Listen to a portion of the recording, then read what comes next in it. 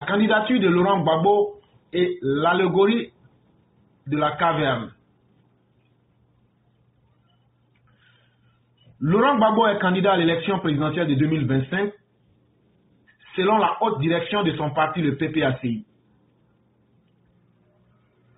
Au-delà des scories et des annonces qui frisent la provocation politique, analysons sans état d'âme, sous le prisme de l'allégorie de la caverne, de l'intemporelle philosophie grecque de Platon, dans son essai politico-philosophique, La République, le livre 7.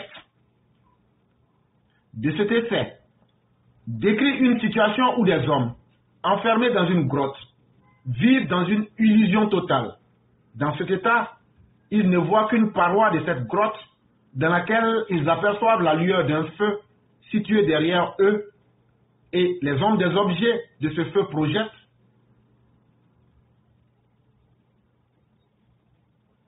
ne sont à la réalité que leurs propres ombres qu'ils prennent pour des choses réelles. Et donc ici, Laurent Gbagbo sera candidat et donc dans une théâtralisation, c'est-à-dire dans une comédie mal inspirée.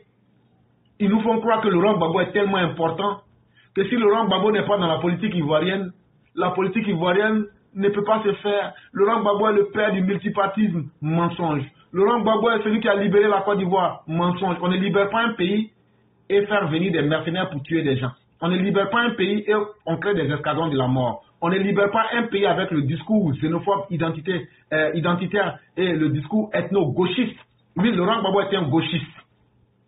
Pour ceux qui ne savent pas, en politique, quand on parle des gauchistes, ce sont les idéalistes de la gauche. Ils sont tellement idéalistes qu'eux-mêmes se retirent de la réalité en pensant qu'eux, ils sont trop importants que les autres. Le contraire de gauchiste, c'est droitard. Et là, nous sommes en pure politique. Et donc, pour expliquer un peu ce que c'est qu'un gauchiste, les gauchistes, ça s'incarne beaucoup plus avec Lénine, qui explique cela en profondeur.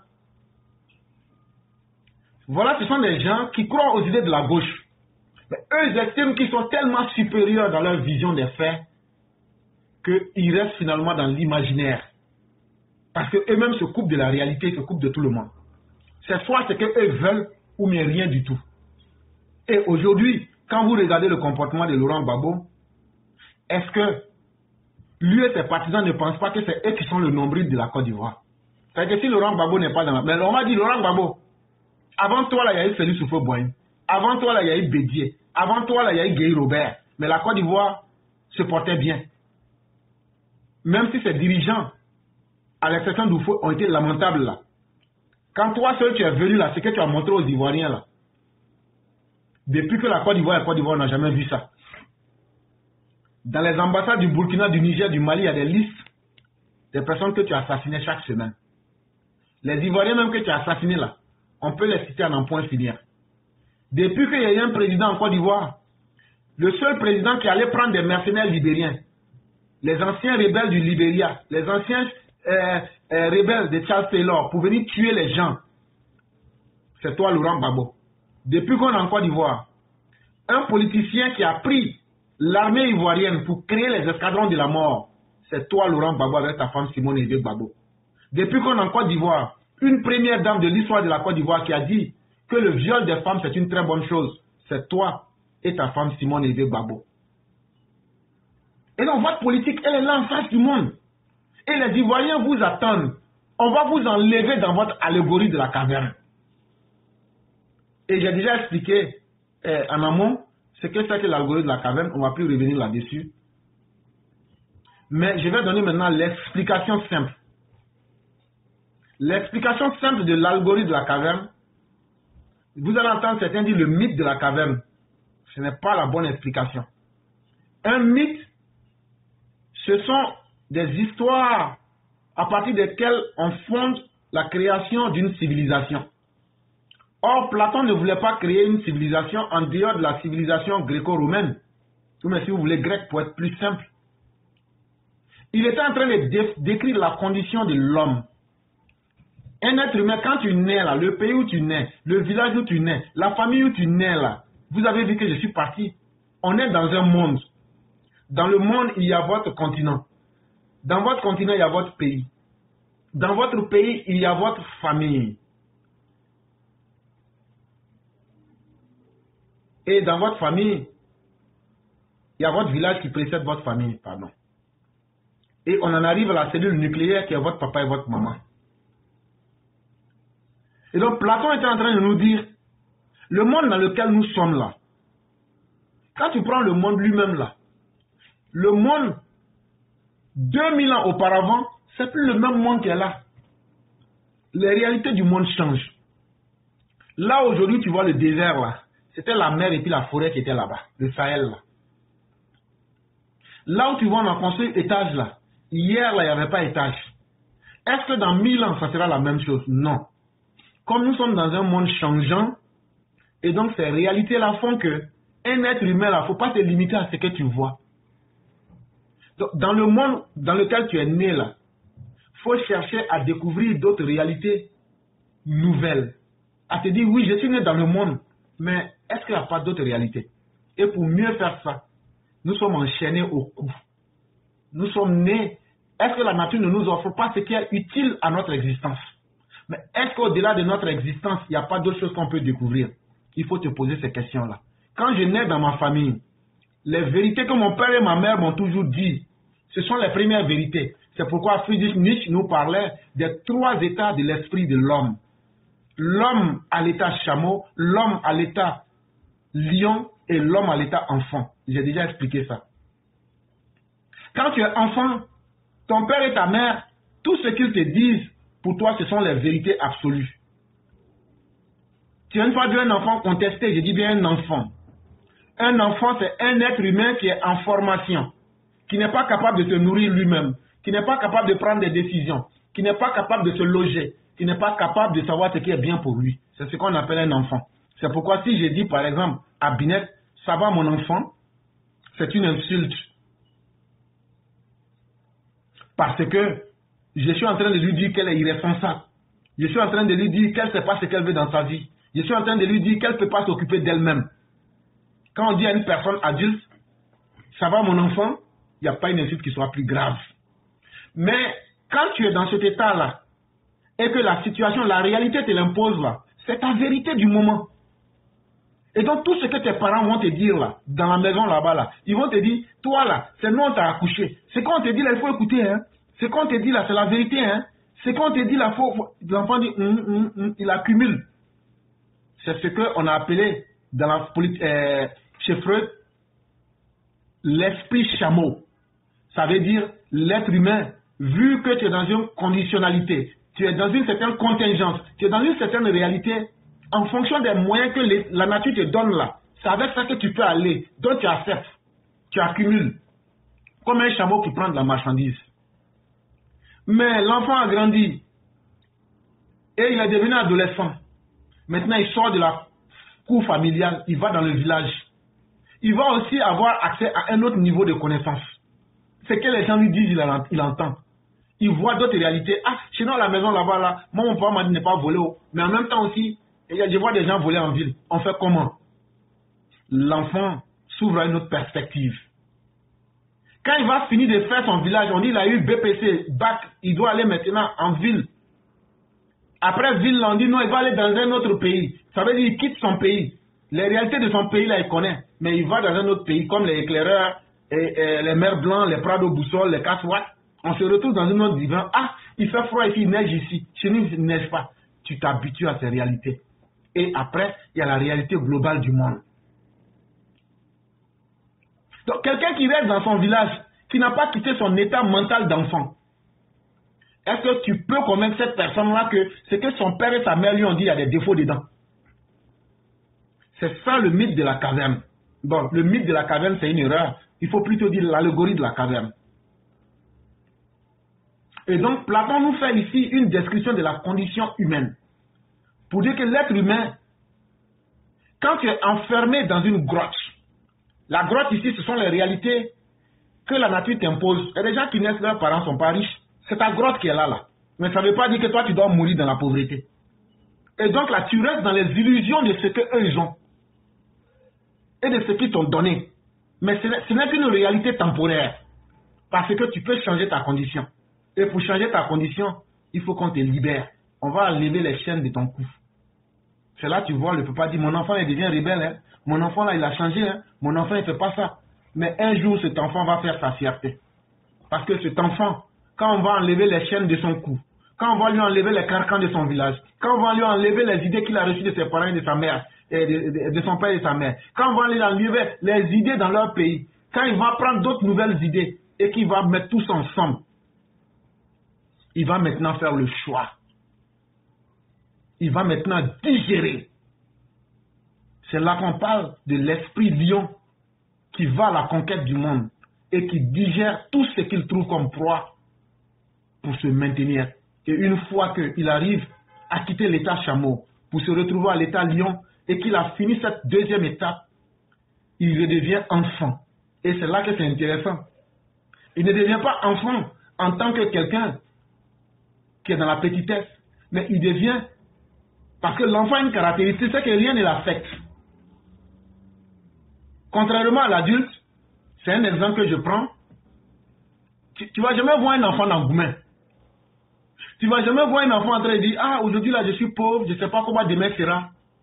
Tu ne vas jamais voir un enfant en train de s'inquiéter sur le sort du monde. En fait, c'est parce que son état d'esprit lui fait comprendre la plénitude et la vraie réalité des choses. Ce n'est pas qu'il n'est pas conscient du monde. Et une fois que tu arrives à cet état-là, tu t'es libéré. Et donc, si on prend cet état d'enfant ici, dans la politique de Platon, dans les histoires de Platon, lui, il appelle ça le monde intelligible et la découverte du soleil. Et donc, dans une grotte, vous avez forcément l'ignorance. Dans toute connaissance, il y a une part d'ignorance. Il faut simplement rencontrer un autre niveau de connaissance pour vous apporter de la lumière. Est-ce qu'on ne dit pas, quand on cherche à apprendre avec quelqu'un, on dit, moi je suis venu chercher un peu de lumière. Est-ce que c'est le feu qui est venu chercher? Non.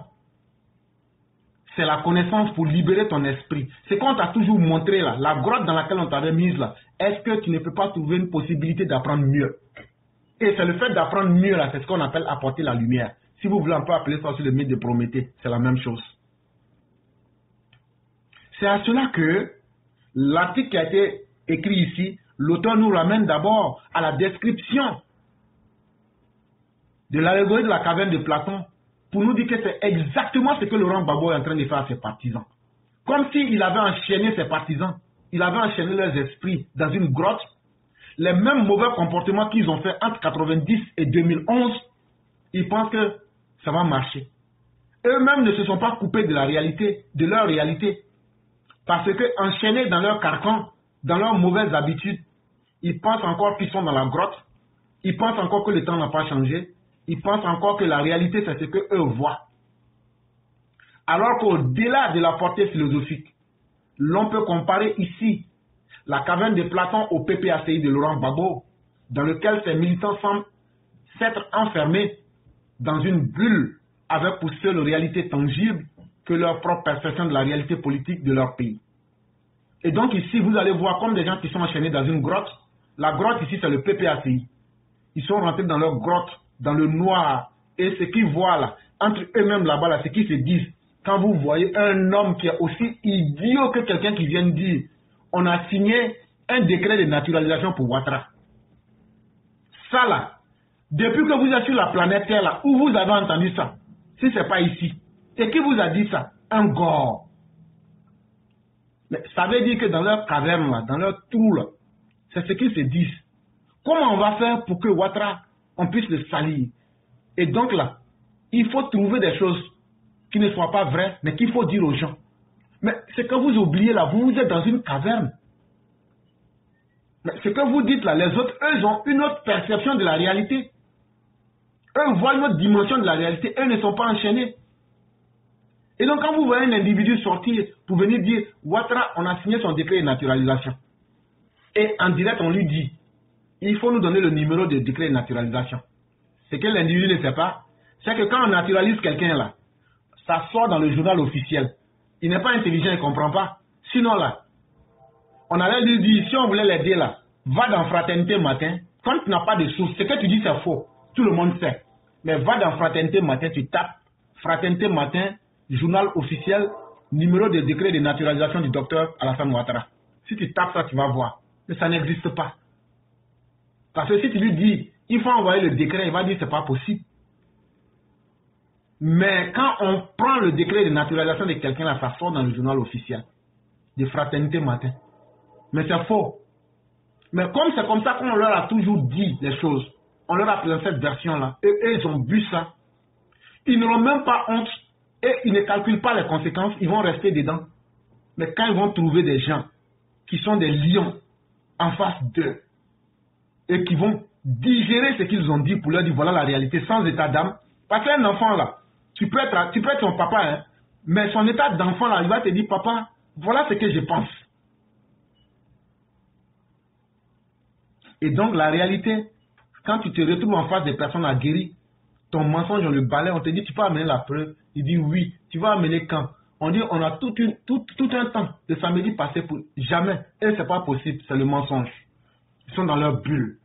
Et c'est cette même politique-là qu'ils veulent transposer en 2025. Comme si on ne les a pas vus diriger le pays ici. La montée fulgurante de la prostitution. Les prostituées disaient même qu'elles étaient des entreprises. La montée honteuse du banditisme à travers les miliciens. C'était une fierté de dire que j'appartiens à la galaxie patriotique. Des gens qui faisaient que du banditisme, du viol, des assassinats. Et surtout, on a vu aussi la religion être utilisée comme un élément pour abattre le peuple. On a vu toute forme de l'éternel des armées, sauce graine, cœur dans sauce graine. On a même vu un qui dit qu'il y avait un apatam là. L'apatam là tombait toujours. Mais quand eux ils ont construit l'apatam là, et puis ils ont dit apatam, tu t'appelles apatam Babo, que depuis ce jour là, le vent vient là, le vent a changé de direction. Au lieu d'aller dans la même direction là, le vent va maintenant dans l'autre direction pour casser toutes les maisons qui sont à côté, sauf l'apatam là. On a entendu tout ça. On a entendu les gens nous dire que c'est Babo qui paye le salaire des Français. Et il y a des gens qui croyaient à ça. Mais en même temps, ce même Laurent Gbagbo nous dit que c'est la France qui les a aidés à collaborer économiquement avec les partenaires que sont la Banque mondiale, le FMI et autres. Mais malheureusement, il y a des gens qui ont cru à ça. Et ils ont géré le pays dans ces conditions calamiteuses, selon les termes de Laurent Gbagbo lui-même, qui a eu à diriger ce pays pendant 10 ans et qui est retombé par la suite dans l'opposition dans les mêmes conditions calamiteuses. Un homme là, quand tu commences quelque chose, et puis de la manière que tu as commencé ton quelque chose là, ça se termine de la même manière que tu as commencé là. Ça veut dire que toi-même là, tu as un problème. Laurent Gbagbo a commencé son pouvoir de façon calamiteuse. Et il a fini son pouvoir de façon calamiteuse. Mais un homme intelligent, tu dois te dire, mais pourquoi j'ai commencé calamiteusement et j'ai fini calamiteusement? Mais non, ça ne les intéresse pas. Il faut revenir à la case de départ. Malgré qu'il soit allé en prison, Laurent Gbagbo est de retour en Côte d'Ivoire depuis 3 ans. Pendant ce temps, son successeur au pouvoir a colmaté les brèches de sa gouvernance approximative et repositionné le pays sur l'échiquier international. C'est au moment où le second miracle ivoirien est en cours de réalisation que les prisonniers de la caverne du PPACI, qui ne voient pas le développement prodigieux actuellement en cours et qui ne voient pas leur propre perception de la politique et du développement, veulent tenter l'aventure d'un hypothétique retour au pouvoir. Et donc, comme on vous le disait, tu as pris un pouvoir calamiteusement. Tu as géré le pouvoir calamiteusement. Tu as perdu le pouvoir calamiteusement comme un fruit pourri. Tu es allé en prison. Tu es revenu. Au lieu de te dire, pourquoi j'ai subi toute cette série de malheurs? Parce que tout ne peut pas être la faute des autres. Non, pas d'autocritique, pas de prise de conscience. Mais tu reviens encore dans ce même pays. Tu viens trouver que le pays aujourd'hui est membre non permanent des Nations Unies. Tu viens trouver que le pays aujourd'hui a un PIB qui dépasse l'entendement humain. Tu viens trouver la route sur la route de Mama. Tu viens trouver Alassane Ouattara a construit le marché de Mama. Tu viens trouver Alassane Ouattara a mis goudron à Daloa, Gagnoa, tout. Tu viens trouver Alassane Ouattara a construit sur les 3 universités qui existaient. Lui seul, il a pu construire 6. Toi, le professeur, ça ne t'interpelle pas. Le soi-disant professeur, ça ne t'interpelle pas. Tu viens trouver un pays. Quand toi, tu étais là, tu ne pouvais pas mettre la paix. Toujours, c'était palabre. C'était la guerre, les discours de haine. Tu viens trouver ce pays-là. Aujourd'hui, là, tout le monde est en train de chercher son pain. Tout ça, ça ne t'interpelle pas pour te dire, ben, pourquoi moi, je n'ai pas pu faire ça? L'individu sort de son trou, de sa caverne du PPACI, de sa grotte du PPACI. On ne mange pas goudron. On s'en fout du développement. On a pris vos terres. Les colons vous ont fait ça. Bon, toi-même là, tu n'as jamais rien fait à quelqu'un. C'est ça la marque des individus qui ne s'assument pas. Mais en réalité, c'est de la jalousie. Et c'est une honte mal assumée. Si on rentre dans les explications freudiennes, on aurait pu vous expliquer. Ce sont des sentiments mal contenus. Un être humain, souvent, il y a une situation qui est là. C'est comme si on t'attrape dans le Papatoya au village. Par exemple, Souleymane Diawara est là. Il s'en va faire Akposmandi sur Lucie B. Ce qu'elle n'a pas fait. Il s'en va dire que Lucie B a fait ça. Il a fait ça dans le village là, jusqu'à on n'a rien dit. Un jour, il est en train de passer, on dit sous les. Quand il est venu là, Lucie B est assis, tous les villageois sont assis. Idrissa Aïdara assis, Traoré Abou assis, tous les élèves de la classe sont assis. On dit toi là. Voilà ce que tu as dit de Lucie B ici. Est-ce que c'est vrai ou c'est faux? Quand on a fini de parler, on découvre que c'était faux. De la manière que tu te sens là, toi-même là, tu es lourd, mais en même temps tu es léger. Tellement la honte est sur toi là. C'est comme ça que Laurent Gbagbo est. Ça veut dire, il est lourd, mais en même temps il est léger. Parce que quand on te met en public et puis on te montre la réalité là, et puis on te prend avec tes propres mensonges là, tu as la tête baissée comme ça là. Tu as l'impression que la terre ne tourne même plus autour de toi, tellement tu es devenu lourd. Mais en même temps aussi, tu ne peux pas lever la tête, tellement ta tête sera légère. Donc tu es dans un sentiment de confusion. Et donc actuellement, Laurent Gbagbo est dans un même état de confusion. C'est-à-dire, il ne peut pas accepter le développement qu'il voit avec ses yeux. Il ne peut pas accepter la paix que lui n'a pas pu donner aux Ivoiriens. Il ne peut pas accepter le développement que la Côte d'Ivoire a connu. Mais en même temps aussi, quand il regarde Jeton qui est rentré dans le pays là, il ne peut pas laisser. Et donc, il faut essayer de saboter tout le travail qui a été fait. Comme si eux ils sabotent là, le travail là va disparaître. Laurent Gbagbo, si tu es vraiment fâché là, il faut prendre Pécasse. Tu t'en vas sur la route de Gagnoa et puis tu commences à casser les goudrons là. Il faut dire à tes militants qui sont vraiment fâchés là. Les universités qui ont été construites chez nous au sud-ouest là, ils n'ont qu'à les casser. Les goudrons que Ouattara a fait là, puisque Ouattara c'est notre ennemi là, ils n'ont qu'à casser les goudrons là.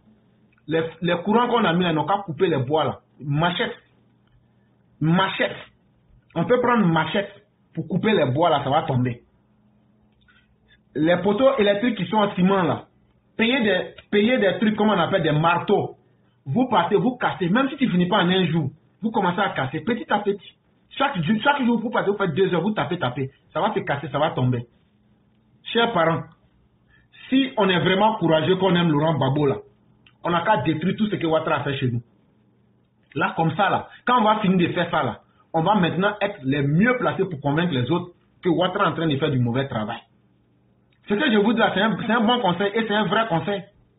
Si c'est que Laurent Gbagbo nous dit dans notre caverne, là, est-ce que avant, on ne nous disait pas qu'on va tuer les Djoula? Est-ce qu'on ne disait pas que parce que quand les Djoula vont venir là, ils vont dire aux femmes de faire Allahu Akbar et maintenant ils vont nous tuer. Et puis maintenant là, tout le monde va devenir musulman. On ne va plus manger cocotti. Est-ce qu'on ne nous a pas dit ça quand on était petits? Nous autres, Dieu nous a sauvés. On a vite compris la réalité. Mais c'est les mêmes modèles qui sont en train de nous amener. Bon, Djoula est venu au pouvoir là. C'est Djoula qui est venu faire maternité dans notre village. C'est Djoula qui a mis courant, qui a mis route, qui a mis université dans notre région. Toi-même qui étais là avant lui, tu n'as pas pu faire tout ça. Jusqu'à même Djoula allait construire le marché des mamans. Il a mis goudron là-bas. Mais il faut commencer à casser ça d'abord. Je te dis et je te répète toujours. Un vrai chef là, c'est celui qui fait ce qu'il dit aux autres de faire. Alassane Ouattara là, lui il parle pas beaucoup. Lui il fait et puis les autres voient, on dit, comme il a déjà fait, on va le suivre. Il ne demande même pas à quelqu'un. Bon, toi-même, ce que tu es en train de dire aux gens là, que les enfants des gens n'ont qu'à sortir là. Toi-même là, est-ce que Michel va sortir aussi? Est-ce que les enfants de Simone là vont sortir aussi? Ton fils, Koudou Ismaël là, lui va sortir aussi. Ce n'est plus un enfant, hein? Il n'est plus un enfant. Il peut voter maintenant si je ne m'abuse. Lui aussi doit sortir. Donc c'est quand eux tous vont sortir là, et puis on va les mettre devant là, c'est là que nous on va sortir aussi. Nous on va te dire la vérité, hein. Tu nous énerves maintenant. Tu nous énerves. Parce que tu es un vieux inconscient. Tu es un vieux qui ne se respecte pas. Tu es un vieux qui n'a pas honte. Tu es un vieux qui n'aime pas qu'on le respecte. Tu es un vieux qui n'a pas peur de la honte. Et tu es un vieux méchant et mauvais. Parce qu'il y a une grande différence entre être méchant et puis être mauvais. Mais toi, tu es méchant et mauvais. Tu n'aimes pas voir le bonheur des autres. Tu es demeuré dans l'état caverneux.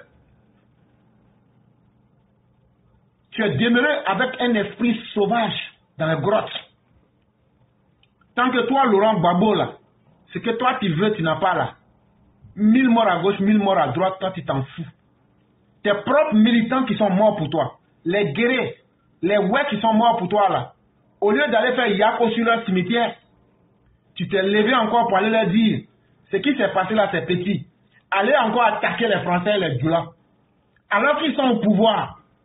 Hier ils étaient rebelles là. Tu nous as amenés, nous ont fait Vanouan. Tu dis ils ont fait ça là, c'est ça qui est là. Alors que pendant 10 ans, tu as fait tuer leurs femmes, leurs enfants, leurs hommes. Vous les avez mis dans des puits, au Carrefour et puis à Kokoman, à Djoko là-bas. Vous pensez que ça va rester caché. Vous pensez que ça va pas si eux leur fait mal. Quand eux perdent leurs parents là, ce n'est rien. Eux ne sont pas l'homme. Quand eux ils ont eu 1 minute, ils ont rendu leur coup. Vous criez, ils ont fait génocide. S'ils voulaient faire génocide là, tu penses qu'il allait avoir quelqu'un encore à Djokwe? Tu penses qu'il allait avoir quelqu'un à Zornia? Tu penses qu'il allait avoir quelqu'un à Maple? Tu penses qu'il allait avoir quelqu'un à Bleulequin? Tu penses qu'il allait avoir quelqu'un à Gagnoua? Tu penses qu'il allait avoir quelqu'un à Mama? Mais bizarrement, c'est qu'on constate, les parents de l'Ouest que tu blagues là, tu n'as pas pris un seul jeune homme de Mama pour lui donner arme. Laurent Gbagbo, nous on est quitté dans ta caverne maintenant. Ton trou là, c'est toi seul qui va rester dedans. Bizarrement, on n'a même pas entendu un coup de kalash à Mama. Bizarrement, les FRT n'ont jamais passé à Mama. Et c'est toi qui veux venir nous convaincre de sortir avec les enfants qui sont nés quand tu étais là en prison là. Ils ont aujourd'hui entre 15 ans et 20 ans. Ils n'ont qu'à sortir. Tu vas verser leur sang frais. Toi, ton fils, Ismaël, lui, il est couché avec les milliards de la Côte d'Ivoire. Avec Nadi Bamba. Tu avais menti pour donner plus de pétrole à Nadi Bamba. Quand la Cour des comptes est venue vous demander, tu dis que ça, tu n'as rien donné. Mais l'affaire là, c'est là encore, c'est pas encore fini. Tu as fait tuer les enfants de nos parents de l'Ouest. Au lieu d'aller t'incliner sur leur tombe, tu dis non, non, non. Les Burkinabés, les Djoula et puis les Français là, apprêtez-vous, vous allez venir contre eux. Même s'ils sont au pouvoir là. Quand ils n'étaient pas au pouvoir, ils vous ont pas loupé. Maintenant qu'ils sont au pouvoir là, ils sont devenus bêtes. C'est maintenant que vous pouvez avoir raison d'eux. Venez. Mais quand vous allez venir là, vous n'allez pas regretter. Mais il ne dit jamais ça aux gens de Mama. Il ne dit jamais ça aux gens de Gagnoua. Il ne dit jamais ça aux gens de Daloa. Ils sautent tout ça. Et puis ce sont les gens de l'Ouest. Les ouais qu'ils trouvent pour faire ça. Il n'y a pas de problème. Si toi-même tu te condamnes à reprendre les mêmes choses, c'est aussi les mêmes choses qui vont t'arriver. Et donc en 2024, après avoir fait une séance d'esbrouf, une séance de fantasmagorie, une séance de carabistouille et une séance de fanfaronnade, l'individu vient pour nous dire « Ah, tellement les gens m'aiment. » Et non, les gens m'aiment. Jusqu'à les gens disent, alors que c'est faux, ils sont allés s'asseoir là-bas et disent « Laurent, on va dire que tu seras notre candidat, il faut sortir pour dire que vraiment on t'aime trop, tu ne peux pas refuser, sinon on va te frapper. » Voilà tout ce qui s'est passé. Là, quand c'est comme ça, on va voir comment Alassane Ouattara et puis ces gens vont réagir. Et puis on va voir leur réaction. Hey, notre réaction là, c'est pas loin. Si on vous attrape là, on vous fait ça propre. Hey, nous on n'a pas peur de la violence. Hey, nous on a trop gros sur le cœur. Laurent Gbagbo, tu n'as pas dit que tu ne regrettes aucun mort, ni de ton camp, ni de l'autre côté. Cette fois-ci là, c'est toi-même on va tuer. Ton ami Bamba, on va la lyncher publiquement. Tes enfants, Michel, on va les tuer. Là, quand c'est comme ça, là, tout le monde va s'asseoir pour dire, donc, politicien en Côte d'Ivoire, il peut mourir aussi. Quand on voit cadavre de politicien, chien en train de manger, là, et puis chien même va dire, tellement, quoi de Laurent Gbagbo est doux, là, est-ce qu'il n'y a pas un peu de sucrerie? On va lui donner Fanta. Et puis le chien là va ouvrir Fanta là avec ses crocs. Et puis il va boire Fanta pour digérer puis continuer à manger. Je prie Dieu que ce jour arrive. Quand on voit des cadavres de politiciens en train de pourrir sur les routes. Parce que c'est ce qui est arrivé à nos parents à Diokwe. C'est ce qui est arrivé à nos parents à Daloa. C'est ce qui est arrivé à nos parents à Boaké. C'est ce qui est arrivé à nos parents dans les régions où vous avez imposé la guerre. Et ces personnes n'étaient pas des personnes humaines. Ces personnes n'avaient pas une âme. Ces personnes n'avaient pas d'objectif. Ces personnes n'étaient pas aimées de leurs parents. Parce que toi, ta politique là, c'est comment mettre les Ivoiriens dans le feu. Et tu penses que tu vas venir reprendre ça. Et puis on va croiser les bras pour te regarder. Et c'est pourquoi on vous dit, si vous voulez rester dans votre grotte, mais nous on va mettre le feu dans la grotte là. Comme de la manière on s'en va attraper. Laurent Gbagbo, tu n'as pas dit que ton père était chasseur. Nous-mêmes là aussi, là, nous on est fils de paysans. Moi, mon grand-père avait 3 campements remplis de baoulés de Burkinabé. Donc là, de la même manière que ton papa ou ton grand-père était chasseur là, c'est comme ça que nous, nos parents aussi là, on a tous évolué au village. Il a dit, dans votre grotte là, on va prendre feuilles sèches, mettre dedans, au bout là, rempli, bloqué, et puis maintenant là, mettre le feu dedans. S'il y a survivants là, c'est que là, nous là, nous ne sommes pas les descendants de nos parents. Vous les gars là, ce qu'on vous dit là, si on ment, si on vous ment là, c'est que nous sommes des bâtards. Mais le jour qu'on vous attrape, vous les gars là, s'il y a son survivant, considérez-nous comme la race la plus bâtarde du monde. C'est ce qu'on vous promet. Mais tôt ou tard ce jour-là, il faut que Dieu fasse que ce jour arrive. Parce que si ce jour n'arrive pas en Côte d'Ivoire, la mentalité ivoirienne ne sera pas assainie. Et comme Alassane Ouattara avec sa justice, eux nous ont dit qu'eux ne peuvent pas se battre pour quelqu'un, pour mettre de la jurisprudence. Ça ne veut rien dire. Ça veut dire à partir d'une situation, on corrige les faits de sorte que ça reste dans les mentalités pour que ça ne se répète plus là. Eux là, ils veulent plaire à tout le monde. En même temps aussi, Laurent Gbagbo dit, quand je vais venir là, je vais mettre le feu. Donc, on est déjà pris en 2 feux. On est pris entre le feu du laxisme du régime de Ouattara et on est pris entre le feu de la répétition des cycles de la violence en Côte d'Ivoire. Voilà aujourd'hui les 2 dangers dans lesquels les Ivoiriens se retrouvent. Laurent Gbagbo, lui, ne va pas changer sa méthode. Les Ivoiriens, tant que lui sera là, ne vont pas connaître la paix parce qu'ils seront toujours menacés par les cycles de la violence. Et en même temps aussi, le régime du docteur Ouattara ne fera rien. Même les promesses qui ont été prises pour juger les criminels, cela ne se fait pas. Donc toi, Ivoirien, ta vie est quoi maintenant? Toi, tu deviens un objet d'amusement pour les hommes politiques. Et ça amène à se poser la question, est-ce que les hommes politiques n'ont pas intérêt à ce que le peuple ne soit pas libéré? Cette question que je pose là, est-ce que tu as besoin d'un parti politique pour te dire, est-ce que ma vie vaut la peine? est-ce que ma vie compte? Quand on a tué mes parents et qu'on m'a traité de microbe, mais que la justice qui devait faire son travail n'a jamais fait son travail, et que les mêmes criminels, ayant vu que la justice n'a rien fait, mais les a plutôt amendés, graciés, amnistiés et payés avec des rentes viagères déméritées, je vois ces mêmes politiciens me promettre encore les mêmes apocalypses. Qu'est-ce que moi, en tant que personne humaine, je fais? Est-ce qu'il faut que je suive ces politiciens-là qui mettent toujours ma vie en danger? Jamais. C'est à cet état que nous on est arrivé. Et donc le jour que vous allez mettre des ingrédients de la violence, on va vous braiser avec vos propres feux. Et ça, est-ce que c'est difficile à comprendre? L'appréciation de la réalité extérieure, en dehors de l'opinion qu'on se fait de soi-même, c'est-à-dire la doxa, est un précieux indicateur qui pourrait permettre d'analyser cette candidature de Laurent Gbagbo. Donc ce que je venais de vous dire là, en philosophie on appelle ça la doxa. Ça ne veut rien dire. Ça veut dire l'opinion que tout le monde a de la réalité. Ça veut dire ce que tout le monde pense. On utilise des grands mots pour ne rien dire. Ça c'est pour tromper ceux qui ne voulaient pas aller à l'école. La doxa ne veut rien dire que la pensée commune du peuple. Ça veut dire ce que tout le monde sait. Et donc pour comprendre une réalité là, c'est pas ce que tout le monde pense là, que toi tu vas penser et puis c'est une vérité. Il peut y avoir de la vérité dedans. Mais est-ce que moi, ce que tout le monde pense là, c'est ma vérité à moi? Ma vérité à moi, c'est quand je vais prendre ce que tout le monde sait déjà et je vais soumettre ça à la réalité extérieure. Je vais soumettre ça à la réalité que je vois là.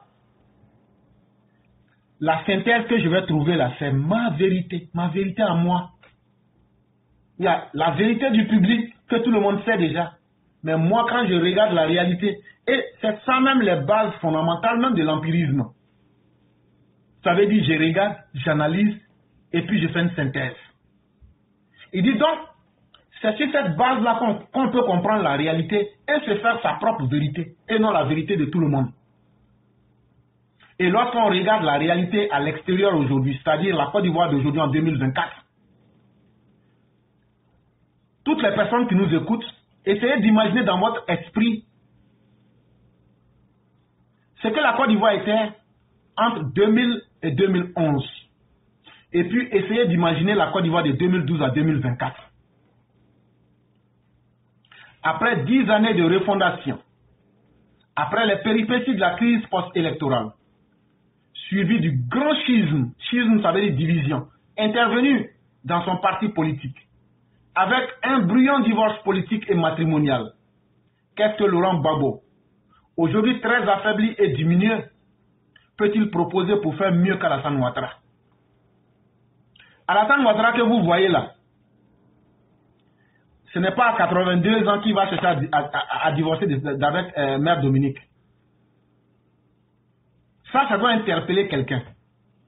L'âge de la vieillesse, on aurait pu encore spéculer philosophiquement sur la vieillesse.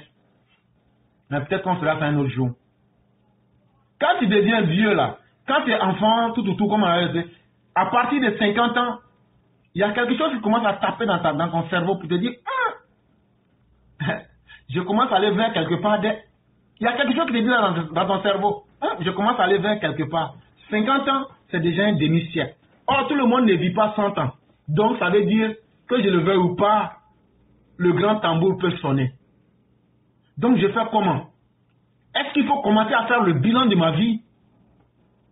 Ou bien est-ce qu'il faut commencer à déjà changer et corriger ce que je n'ai pas pu faire?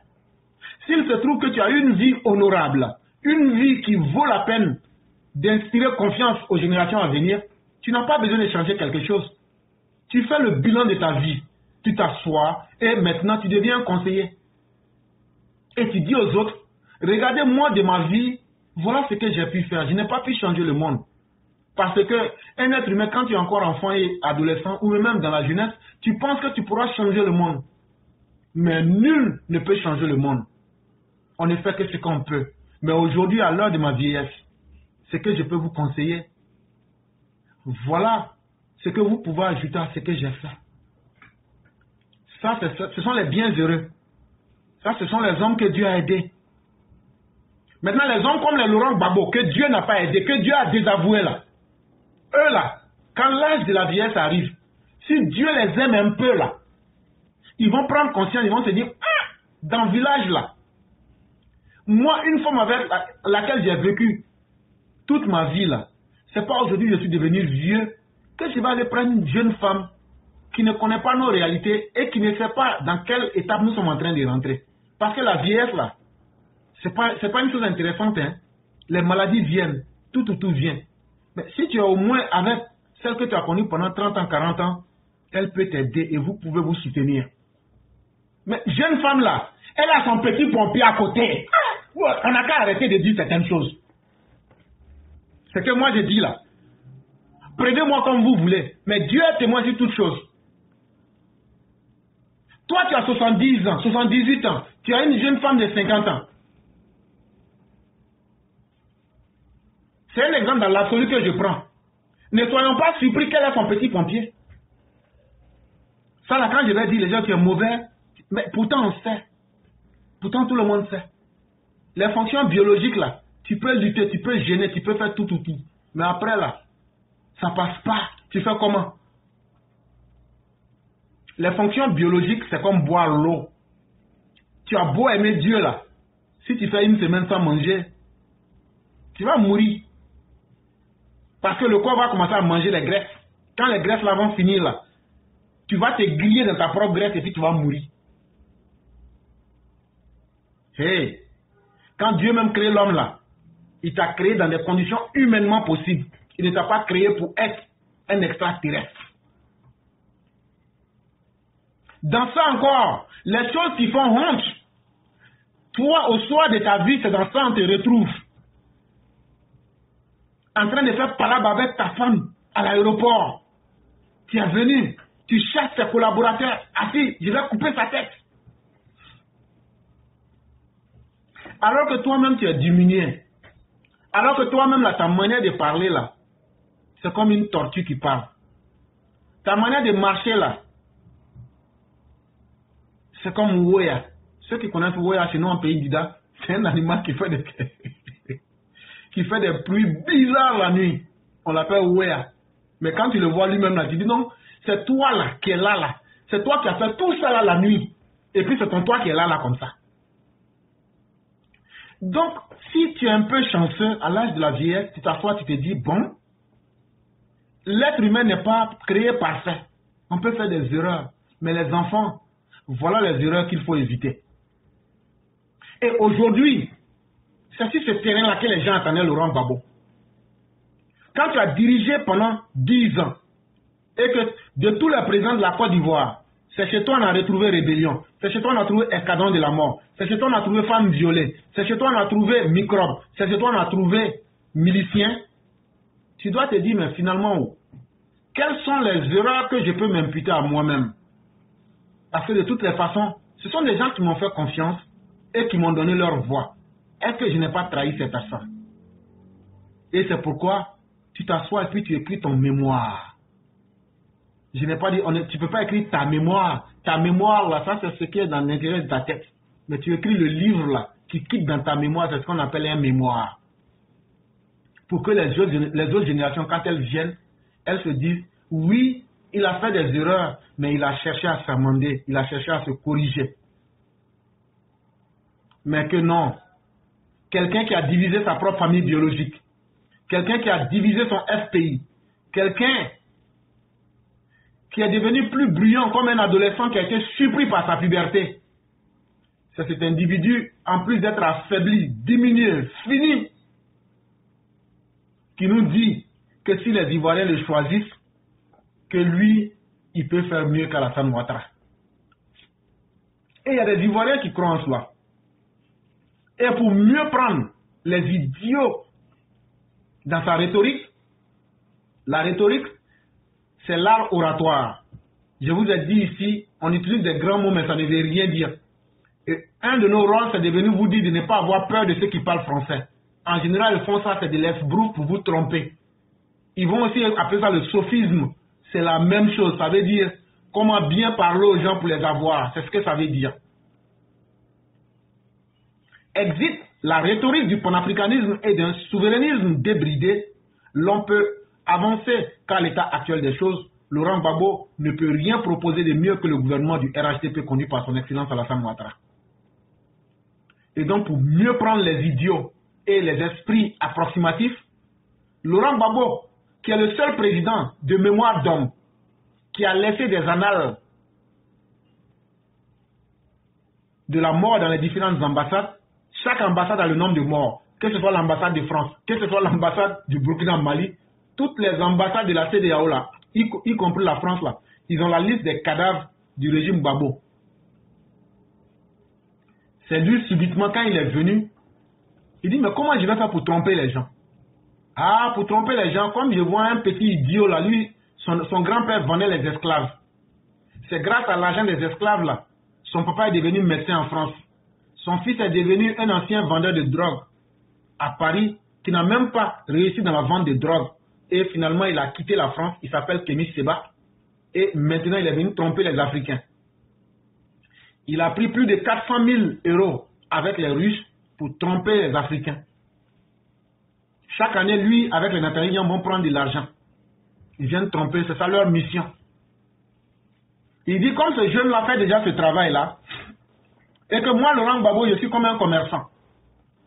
Tout ce que je vous dis là, c'est des faits profonds. Hein? Allez prendre son discours à la jeunesse. Il dit que lui, il est un commerçant. Est-ce que c'est tous les commerçants qui vendent du bon produit? Mais en tout cas, ils vendent. Et donc, cette marchandise-là, je vais la prendre. Quand je vais prendre cette marchandise-là, je vais dire que j'ai créé le parti des panafricanistes africains, la section Côte d'Ivoire. Là, quand c'est comme ça, ceux qui ne connaissent pas la réalité de l'histoire politique de la Côte d'Ivoire vont dire, il est sorti de prison, quand il est venu, il a créé un parti panafricain, il dit même, il y a la section Côte d'Ivoire, on va faire section Burkina, section Mali, section Congo, section temps, mais on ne va pas faire section Bénin, on ne va pas faire section Cameroun. Chose bizarre. Pourquoi Kémy Séba ne crée pas la section PPACI du Bénin, puisqu'il n'est plus français? Pourquoi Nathalie Niam ne crée pas le PPACI version Cameroun? C'est là que je vous disais. Quelqu'un dit que lui, il a un bonheur dans lequel il est. Mais lui, il veut te donner ce bonheur-là. Et puis, il te force. Ça veut dire que ce n'est pas un bonheur. S'ils sont vraiment panafricanistes, pourquoi ils ne créent pas des sections du PPACI dans leur pays? En réalité, ils sont en train de vous tromper. Et donc, quand il va dire ça, ceux qui ne savent pas vont prendre de pitié pour lui et vont prêter attention à son message. Et quand ils vont écouter son message, ils seront encore piégés de nouveau. Il leur aura vendu de la mauvaise marchandise, de la marchandise frélatée. C'est Koutoukou, PPACI là, c'est Koutoukou frélaté. PPACI là, c'est Tramadol. PPACI là, c'est Vodi. PPACI là, c'est Kadhafi. Quand tu prends là, toi tu as fini de boire, non? Les conséquences là, ça va te gérer. C'est pas toi qui gères les conséquences. C'est les conséquences là qui vont te gérer. Et quand tu vas revenir dans la réalité là, tu vas trouver que tu étais plus malheureux qu'avant d'avoir bu. Et donc Laurent Gbagbo a décidé, plutôt que de faire une remise en cause et d'écrire un mémoire pour sauver les générations à venir, il dit, ce que je n'ai pas pu faire avec Oufoué là, ce que je n'ai pas pu faire quand j'étais au pouvoir là, je vais les blaguer cette fois-ci.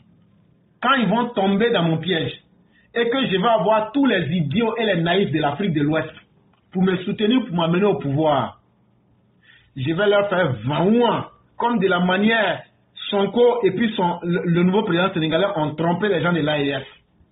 C'est le même modèle que je vais leur faire. Parce que pour gagner le pouvoir, il y a deux types de discours qu'il faut tenir. Je vous ai dit que ça serait un coup très politique. Et ce qu'on fait là, souvent, on prend les textes mais on ne réfléchit pas. Quand on vient, on prend les textes et puis les analyses viennent naturellement. Quand on est en politique, il y a deux types de discours qu'on tient. Si vous voulez, il y a deux types de rhétorique. Il y a la rhétorique extérieure et il y a la rhétorique interne. La rhétorique externe, c'est quoi? C'est tout ce qu'on prend comme discours pour adresser au public. Pas à soi-même, ni à ceux qui sont derrière soi. Et donc ce discours-là, en général, on met un peu de populisme là-dedans. Même nous, on fait ça aussi. Faut pas mentir. Quand on dit comme ça que Ouattara est l'homme le plus puissant du monde, mais de toi à moi, Ouattara lui-même il sait qu'il n'est pas l'homme le plus puissant du monde. Mais quand tu le dis à l'extérieur, pour ceux qui ne connaissent pas la réalité, ça attire leur attention à prêter attention et à savoir qui l'homme est. Et quand ils vont fouiller pour connaître ce que l'homme est, ils vont savoir qui il est. Soit ils vont le détester ou l'aimer, mais l'objectif, le discours était adressé à l'extérieur pour qu'ils puissent prêter attention. Et la deuxième rhétorique, c'est la rhétorique interne. Et cette rhétorique-là, dans le discours politique, elle ne s'adresse pas au public. Elle s'adresse aux membres de notre parti politique ou bien à l'intérieur d'un parti politique. Quand les éclaireurs pro-vérité viennent dire « Vous avez résolu de faire justice », ce n'est pas aux gars qu'on s'adresse. Eux bénéficient des conséquences. Mais c'est à Alassane Ouattara et à son régime qu'on s'adresse pour leur dire « Si vous n'avez pas vu ça, on peut supposer que c'est une erreur. Mais si on vous le dit, c'est pour que vous puissiez vous corriger. Et si vous arrivez à vous corriger, vous allez rendre notre gestion plus dynamique, plus efficiente, plus efficace, plus correcte, de sorte que le parti va toujours se maintenir et devenir plus fort. » Ce que je viens de vous expliquer, entre le discours interne et externe des partis politiques, quel est le jour où le PPAC ou même le FPI a fait une critique interne de sa gestion? Toi qui es venu, tu m'as dirigé pendant 10 ans. Tu as foutu la merde. Tu as fini tout ça. Tu es parti en prison, tu es revenu. Tu nous dis, ah, laissez tout ça. Je suis devenu panafricain. Et c'est pas suffisant. Et c'est du mensonge. Pourquoi tu as tué les gens de la CEDEAO avant? Les erreurs qu'elles ont eu à commettre là, il faut nous expliquer pour qu'on puisse leur expliquer. Si Laurent Gbagbo vous tuait avant là, voilà ce qu'il vous reproche. Là comme ça, la prochaine fois quand il va devenir président, on va dire comme hier il vous tuait à cause de ces erreurs là, bon vous-même ne faites plus ces erreurs là. Et c'est là que vous comprenez que l'homme n'a pas changé. Il dit non, laissez tout ça là. Allons, on est devenu panafricain. Mais avec ce discours du panafricanisme, la première belle leçon qui a été donnée aux populistes et à ceux qui sont dans leurs illusions, c'est le président Faye du Sénégal et Sonko. Vous entendez maintenant leurs discours qui ont complètement changé. Ils disent qu'ils ne sont plus avec les panafricains. Ils sont là pour les intérêts du Sénégal. Ils ne vont pas changer de partenaire parce qu'il faut changer. Ils savent maintenant où ils vont aller. Parce que la réalité du monde là, c'est ce qu'il faut accepter. Voilà des gens qui ne veulent pas accepter la vérité du réel. Ça veut dire ce que la réalité impose comme une vérité là. Que tu aimes ou que tu n'aimes pas, tu seras obligé d'accepter. Eux disent non, non, on ne va pas accepter ça. Mais nous, on va toujours traverser la réalité pour dire aux gens, si vous acceptez de nous suivre, vous serez souverains. Mais pourquoi aujourd'hui les Maliens ne sont pas souverains? Pourquoi les Maliens crient qu'ils souffrent aujourd'hui? Tu as une fois vu un peuple souverain qui crie qu'il souffre? Tu as une fois vu un peuple souverain qui crie pour rentrer dans le pays des gens comme réfugiés? Tu as une fois vu un peuple souverain crier pour dire Antorola, etc., etc. Et donc quand vous prenez toutes ces réalités qu'on vient de vous dire, c'est du vent qu'ils sont en train de vous vendre, en pensant que vos esprits là, c'est eux qui contrôlent vos esprits, et donc eux ne vont pas accepter que nous ne sommes plus en 90, mais qu'on est en 2024, et ils vont vous tromper pour que vous puissiez leur donner vos voix. Mais quand vous regardez la réalité, entre 2010 jusqu'en 2011 et 2012 jusqu'en 2024, même l'homme le plus inconséquent qui voudrait nier la réalité, ce n'est pas un débat. Ça s'impose comme une analyse factuelle des faits et des choses. Là où on est, on ne pouvait pas faire école, Alassane Ouattara a construit une université. 6 universités. Alors que de 1960 jusqu'en 2012, on avait 3 universités. Là où on dit, Laurent Gbagbo même dit on ne peut pas faire goudron là, Alassane Ouattara fait autoroute. Là où on dit on ne peut pas mettre courant, Alassane Ouattara allait mettre courant là-bas. Là où on dit on ne peut pas construire des dispensaires, il allait mettre des CHR et des CHU là-bas. Est-ce que ça, là, les bénéfices que ça apporte aux populations là, quand tu es malade là, tu dois appartenir au RHDP pour te soigner dedans? Est-ce que quand tu dois aller dans ton village là, on te demande ta carte de militant, RDR ou RHDP pour pouvoir passer sur le goudron là? Est-ce que quand la lumière là s'allume et puis tes enfants étudient au bord des lampadaires là, est-ce qu'on te demande de payer une somme forfaitaire? Parce que l'État de la Côte d'Ivoire prend des impôts sur la tête de tous les Ivoiriens. Hier, c'est lampe tempête on avait. Aujourd'hui là, même si on n'a pas encore mis courant chez nous à la maison là, en tout cas il y a l'éclairage public. Ça permet aux enfants d'étudier. Laurent Gbagbo dit que tout ça là, ce n'est rien. Puisque tant que lui n'est pas au pouvoir là, tant que lui n'est pas content là, les Ivoiriens ne doivent pas être contents. Comme s'il avait signé un pacte d'éternité avec le bon Dieu lui-même. Et donc on n'a pas besoin de faire la publicité du président Ouattara, ou même de faire la publicité du RHDP. La seule réalité que nous vous disons, à vous les Ivoiriens, c'est que celui qui va venir après Ouattara, là, il a du pain sur la planche. On ne va pas vous mentir, hein. Celui qui va venir après le président Ouattara, il va souffrir. Parce que quand on dit va souffrir, là, ça c'est bon français, tu vas souffrir. Avec lui à la fin, tu vas souffrir. Parce que, avec yeux déjà que le président a fait là, ça veut dire qu'il a ouvert nos esprits. Nous là, on n'est pas dans la caverne. Nous on était intelligents. Mais en plus de l'intelligence qu'on avait là, Ouattara est venu nous a donné notre dignité. Il a ouvert nos yeux là. Avec Internet aujourd'hui là, d'après les djoulas, et Allah, celui qui va venir là-haut, tu es du RHDPO, tu es du PPACIO, tu es du PDCIO, mon frère, tu as problème. Parce que de la manière que Ouattara a ouvert nos yeux là, de la manière que Ouattara a pédalé le pays là pour mettre à un autre niveau là, est-ce que toi tu peux venir pour dire, comme les cailloux sont tranchants, c'est pourquoi j'ai pressé 4 pinets? Frère, est-ce que tu vas venir pour construire des stades, faire des routes? Donc je crains pour celui qui viendra au pouvoir après Ouattara. Comme de la même manière, je crains pour celui qui va prendre le pouvoir, le Mali, le Burkina. Parce que le trou dans lequel ils ont mis ces pays-là, vous n'avez même pas encore commencé à voir la réalité. Et donc, je crains pour celui qui va prendre le pouvoir avec Ouattara. On va dire que tu es président, lui-même il a dit, mais dans son cœur, là, son cœur bat.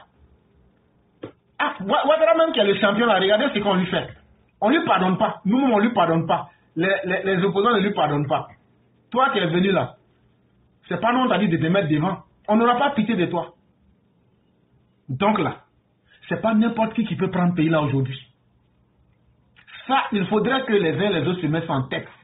Les politiciens là, les politiciens frélatés comme les Tidjam-Tiam là, c'est pas un apprenti, un banquier préhistorique, un banquier approximatif, un homme à scandale qui essaie de jouer les fins. C'est pas lui qui peut gérer ce pays là. Un manipulateur, un espion. Parce que quand tu loues des espions, tu bénéficies du fruit de leur travail. C'est que toi-même tu es un espion. Est-ce qu'un jour il ne va pas espionner la Côte d'Ivoire pour vendre la Côte d'Ivoire à la France et à d'autres nations qu'on ne sait? Est-ce qu'elle ne va pas un jour vendre la Côte d'Ivoire au Sénégal? Ayons le courage de dire les choses. Parce que chez nous en Côte d'Ivoire, là, quand on dit les choses, c'est là qu'on se comprend. Est-ce que lui là, il ne va pas vendre la Côte d'Ivoire un jour au Sénégal? Mais vous les baoulés là, c'est vous qui l'avez adopté. C'est vous qui l'avez. De la manière, les Djoulas du Nord ont adopté le Mossi Ouattara. De la manière, les Djoulas ont adopté Mossi Draman là. Dieu merci, Mossi Draman n'est pas allé construire le Burkina. C'est la Côte d'Ivoire qui l'a construit. Dieu merci, ça a marché avec les Djoulas. Mais est-ce que vous, votre Sénégalais là, ça va marcher comme ça? C'est une question que je pose. C'est pas parce que on a vu une réalité que tout doit se ressembler. Ouattara n'a jamais été un espion. Ouattara n'a jamais été quelqu'un qui ne respecte pas sa parole. Ouattara n'a jamais été un impoli. Ouattara n'a jamais été quelqu'un qui a fait de la dictature pour venir au RDR. Ouattara n'a jamais dit qu'il va venir chasser quelqu'un du pouvoir pour s'imposer. Or, tout ça, Tidjam-Tiam l'a fait. Et Ouattara n'a jamais bénéficié d'une mauvaise réputation avant de venir faire la politique. Or, Tidjam-Tiam a fait tomber la banque suisse. Il a pris des dettes toxiques aux États-Unis, en Chine, tout ça. Aujourd'hui, avec les puits de pétrole Kalao, avec les puits de pétrole Baleine, il veut venir payer ses dettes-là et puis se foutre des Ivoiriens, comme lui et Bédier l'ont fait entre 93 et 99. Bon, vous voyez, je viens de vous faire de la manipulation politique. Ceux qui m'écoutent vont dire waouh! Et c'est ce que je vous ai toujours dit. Qu'en politique, on fait de la rhétorique externe avec de la manipulation. Je viens de vous dire, entre la gestion de 93 à 99, avec lui et Bédier. Or, en réalité, Tidjane Thiam n'est resté que pratiquement 1 an à la tête du ministère des choses, je vais dire. On fait exprès pour ne pas clarifier ces faits-là, pour leur donner une mauvaise image. Mais c'est comme ça la politique. C'est comme ça la politique. Et c'est pourquoi il faut apprendre la politique. Moi, je n'aime pas politique. Parce que les politiciens, là, si tu fais, tu vas aller en enfer. Bon, toi-même, ta vie est déjà un enfer parce que tu permets à tes politiciens de rendre ta vie un enfer.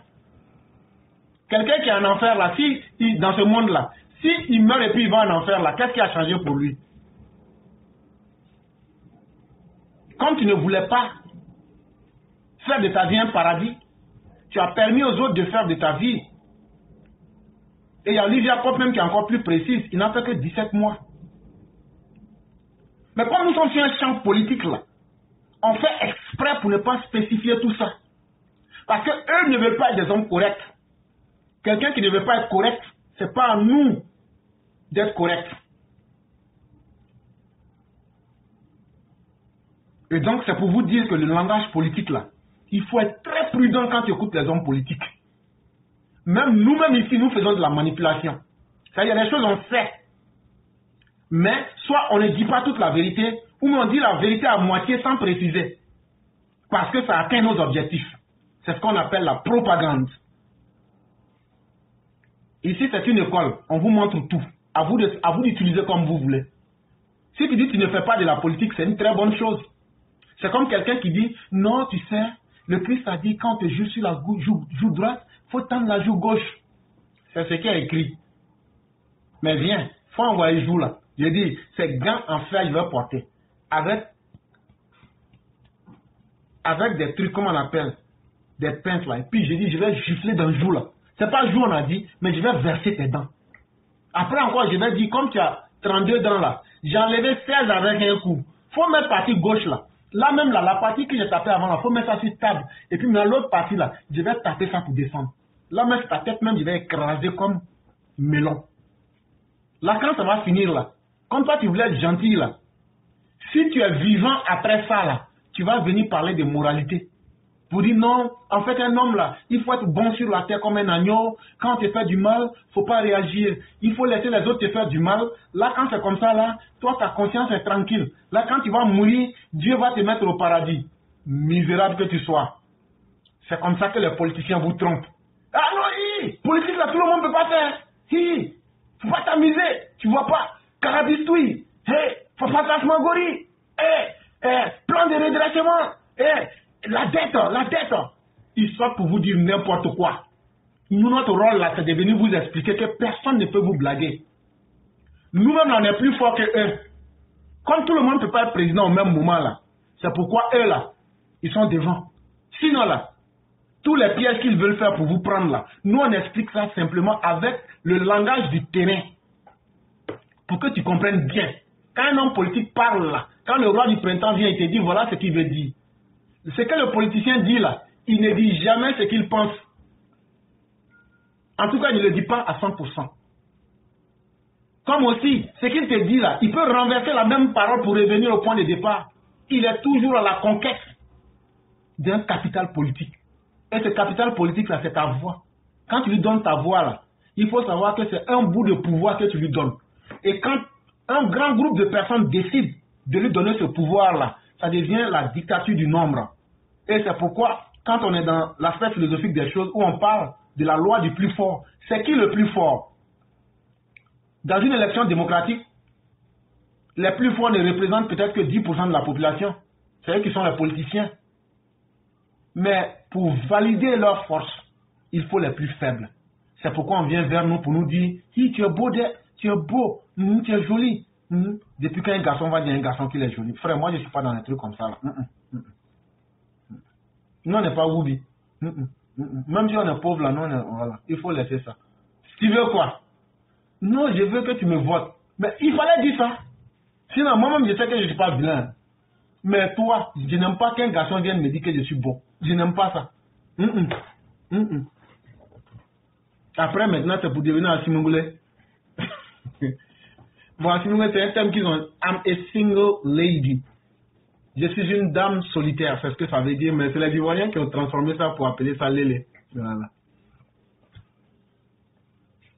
Et donc, je ne ferai pas de la politique. Tu penses que tu t'es sauvé? Très bien. Mais quand les politiciens prennent leurs décisions, là, on a éventré ton fils, on a tué ton grand-père à Dabou, on a coupé la tête de Toussaint, on a fait empêcher des femmes d'accoucher. Elle et ses enfants sont morts. Voilà les bénéfices de la politique. C'est-à-dire les conséquences sont dans le réel. Ça est là en face de vous. Vous qui dites que vous ne voulez pas faire politique là, les conséquences s'imposent à vous. Allez demander aux gens du Mali aujourd'hui. Vive la révolution! Souveraineté! Assima Amigo! Francis! Abala Francis! Abala Francis! Vive la Irissi! Vive la Irissi! On ne dit pas Irissi. Villageois, bête, mouton, nez coulant, sahélien. On dit Russie. On ne dit pas Irissi. Mais ils ont utilisé. Eux là, ils sont déjà milliardaires. Jusqu'à même ils donnent l'argent aux bâteliers et autres là. Les prostituées, tellement ils ont eu l'argent. Donc là, toi ta vie là, ils ont réalisé leur bonheur sur ta vie. Toi ta vie là, eux ils t'ont plongé dans l'enfer parce que toi tu as décidé de ne pas faire la politique. Quand de faire politique là, c'est pas de devenir politicien. Mais quand tu comprends là, quand tu comprends la politique et les politiciens là, ça permet de sauver ta vie. Ça veut dire là où il va aller avec toi là, toi tu sais où il veut aller, donc toi tu tournes derrière lui et puis tu sors sur une autre route. Il y a pas, c'est ça qui fait mal aux politiciens. C'est comme un sorcier. Quand il sait que tout le monde sait qu'il est sorcier là, c'est fini. Il n'a plus besoin de démontrer qu'il est sorcier. Il perd en tout cas son pouvoir. Aujourd'hui, la Côte d'Ivoire est résolument en marche. Dans un contexte international où toutes les économies sont mises à rude épreuve, Laurent Gbagbo ne peut pas incarner un projet politique novateur pour la Côte d'Ivoire. Avec tout ce que vous voyez aujourd'hui là, ceux qui donnent crédit à la Côte d'Ivoire, ils disent, hé, Côte d'Ivoire là, dès qu'ils viennent là, ce qu'ils demandent, on leur donne. Mais si la Côte d'Ivoire ne payait pas les dettes là, est-ce qu'ils allaient donner? Non. Est-ce que la Côte d'Ivoire paye les dettes là? Oui. Est-ce que la Côte d'Ivoire respecte toutes les normes? Oui. Et à cause de ça, on leur donne crédit toujours? Oui. Mais au temps de Laurent Gbagbo là, est-ce qu'ils arrivaient à avoir dette? Non. Au temps de Laurent Gbagbo là, eux luttaient pour quoi? Eux luttaient pour que la Côte d'Ivoire soit pays pauvre très endetté. Pays pauvre très endetté, ça veut dire quoi? Ça veut dire pays qui est devenu comme les Mali, Burkina là, qui vivent de l'aide internationale, qui sont devenus misérables là. C'est ça qui est pays pauvre très endetté. Or aujourd'hui, le pays sous Alassane Ouattara est devenu un pays en voie d'émergence. Ça veut dire qu'on a quitté la pauvreté, on ne cherche plus à être PPTE, on ne cherche plus à être pays pauvre endetté. Ah, attends, frère. Tu es en train de me dire que Laurent Gbagbo là, à son époque là, lui il voulait que la Côte d'Ivoire n'a qu'à être pays pauvre très endetté. Oui, c'est ce que je suis en train de te dire. Laurent Gbagbo dit lui il a lutté pour que la Côte d'Ivoire soit pays pauvre très endetté. Ça veut dire quoi? Que eux ils ont dit qu'il faut que la Côte d'Ivoire soit reconnue comme un pays pauvre très endetté. C'est dans ça que Ouattara est venu faire quitter le pays et puis on développe le pays aujourd'hui. Laurent Gbagbo dit de vous dire que si vous voulez que la Côte d'Ivoire devienne à nouveau pays pauvre très endetté là, de lui faire confiance pour le mettre à la tête de la Côte d'Ivoire. C'est Laurent Gbagbo qui me charge de vous dire ça.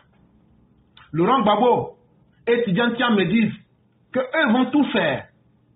Quand vous allez leur demander quel est votre programme de campagne, ils vont vous dire mais nous on n'a pas de programme de campagne. Il faut nous élire et puis on va vous montrer notre programme de campagne. En réalité, ils n'ont pas de programme de campagne. Quand on les coince, il dit à Thiam, comme toi tu dis que tu es banquier là, il faut sortir, tu vas dire quelque chose. Thiam aussi sort pour dire, bon chers Ivoiriens, voyez-vous, avec l'épargne intérieure, je vais développer votre économie. On lui dit, mais notre économie qui est là, est-ce que avant que Alassane Ouattara vienne là-haut, c'était sous-développé ou bien c'était développé? En tout cas, au moment où Alassane Ouattara prenait le pays, Laurent Gbagbo et Bédié avaient mis le pays dans un statut de pays pauvre très endetté. Ça veut dire que la Côte d'Ivoire était déjà très endettée. Mais comment maintenant vous pouvez venir nous dire que vous allez changer l'économie de ce pays-là pour nous ramener encore dans un pays endetté? Et il dit non, en fait, Ouattara, il a fait quitter le pays là dans PPTE, il a payé toutes les dettes. Il a payé toutes les dettes. Bon, vous voyez encore, je viens de faire de la manipulation politique. Je viens de vous faire de la manipulation politique. En disant que Ouattara a payé toutes les dettes, ce n'est pas la vérité. Non. Le PPTE, il y avait trop de dettes. Les gens ont décidé qu'ils allaient nous pardonner les dettes avec un certain nombre de mesures. Au lieu qu'on rembourse les dettes avec l'argent qu'on devrait rembourser là, on prend ça pour mettre dans des projets de développement. Et donc, une fois qu'on arrive à respecter ces plans-là, eux, ils laissent tomber la dette. Parce que ça servait au développement humain. C'est ce que Ouattara a pris pour réaliser les routes, les ponts et autres que vous voyez là. Et donc, vous voyez comment je vous ai manipulé. Pourtant, c'est une même vérité que je vous ai dite, mais de différentes manières. C'est une manière de désendetter le pays en lui disant, bon, ce que tu nous dois là, il ne faut pas payer. Mais, chaque fois que ce que tu devais prendre pour payer là, il faut prendre, tu construis une route, pour construire l'école, pour construire une université. Mais si tu n'es pas crédible comme Ouattara, est-ce que tu peux faire ça? Eux, ils étaient là, leur gestion cumulée plus de 19 ans. Ils n'ont pas pu mettre une nouvelle université. Ils n'ont pas pu construire de routes. Ils ont pris l'argent. Ils n'ont rien fait. Et c'est Ouattara qui est venu et qui a pu appliquer ces plans-là pour désendetter le pays.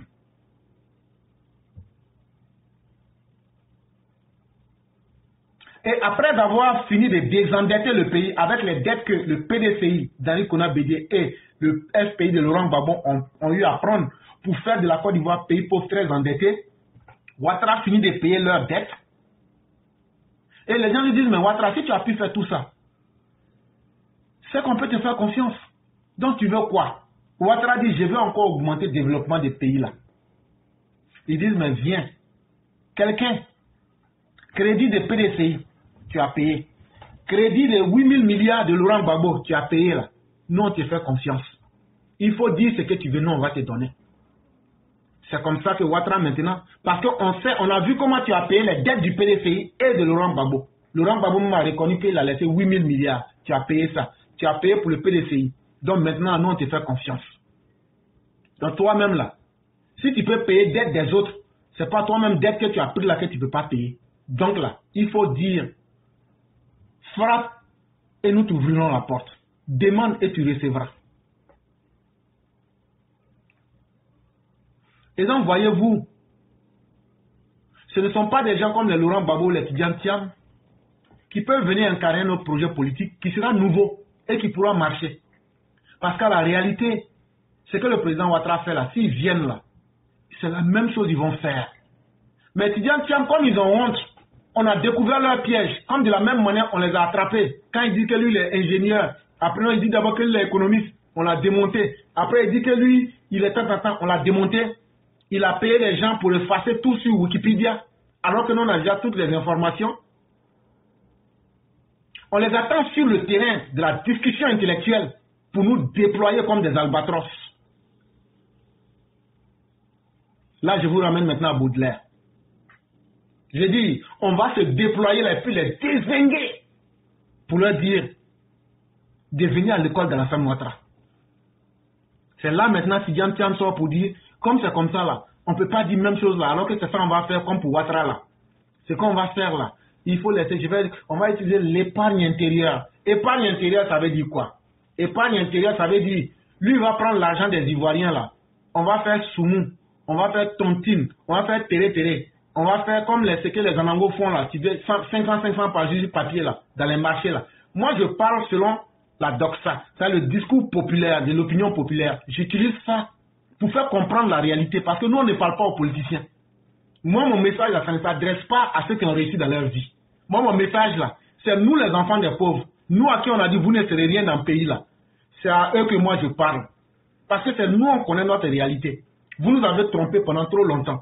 C'est pourquoi moi je casse le niveau du discours pour expliquer fa. Il dit lui va faire tere. Il va faire soumou. Il va faire tontine. On dit mais comment tu vas faire tontine là? Et non. Les impôts que les Ivoiriens payent là, actuellement c'est combien? Tony, ton barrage que tu roules là, impôt là tu payes combien? Si tu payes 50 000 par an là, comme lui vous a déjà dit qu'il ne va pas prendre crédit là, c'est faux, il va prendre crédit. C'est en prenant crédit qu'il a fait tomber la banque suisse. C'est en prenant l'argent des gens aux États-Unis pour faire épargne, il les a fait tomber. C'est en prenant l'argent des Chinois, il les a fait tomber là. Il ment parce que il veut que les gens n'aiment pas Ouattara. Ils sont dans la malhonnêteté politique. Il dit que lui va faire épargne. Mais ce qu'il ne t'explique pas là, il te trompe. Ils font de la manipulation en utilisant un mot. Quand on te parle épargne, toi tu entends épargne, ça veut dire économie. C'est faux. Ici, s'il veut être honnête là, c'est impôt. Il est en train de te dire, toi qui as un taxi là, si tu payes l'impôt 50 000 par an, il va multiplier ça par 10. Tu vas payer 500 000. Est-ce que, chers parents, vous comprenez bien? Alassane Ouattara là, les Blancs sont venus lui dire, nous on n'est pas bêtes, hein, mais notre communication, elle est très structurée politiquement. En même temps qu'il faut dire la vérité au peuple, il faut aussi tenir compte des intérêts politiques et géostratégiques. Si vous vous souvenez très bien, je me suis plaint.